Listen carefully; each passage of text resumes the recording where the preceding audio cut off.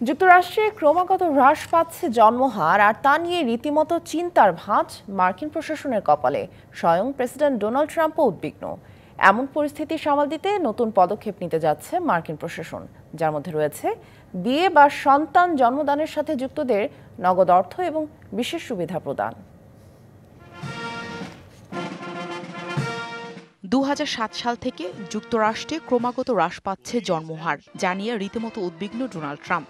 এমন পরিস্থিতি সামাল দিতে নতুন ছক কষছেন মার্কিন প্রশাসন। হোয়াইট হাউস সূত্র জানিয়েছে, নাগরিকদের সন্তানের জন্ম দেওয়ার ক্ষেত্রে উৎসাহ বৃদ্ধি করতে ইতিমধ্যে প্রশাসনের উচ্চপদস্থ কর্মকর্তাদের সন্তানদের নিয়ে সরকারি অনুষ্ঠানে যোগ দিতে বলা হয়েছে। ওয়ালটন আবারও মিলিয়নিয়ার অফারে ওয়ালটন ফ্রিজ কিনে আপনিও হয়ে যেতে পারেন মিলিয়নিয়ার।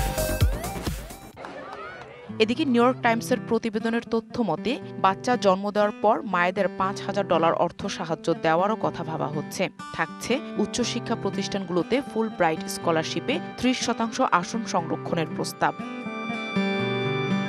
জন্মহার হ্রাস পাওয়ায় এই সমস্যাকে বিশেষ গুরুত্ব দিয়ে বিভিন্ন পদক্ষেপ নিতে যাচ্ছে মার্কিন প্রশাসন, যদিও কোনো প্রস্তাবকে চূড়ান্ত অনুমোদন এখনও দেওয়া হয়নি।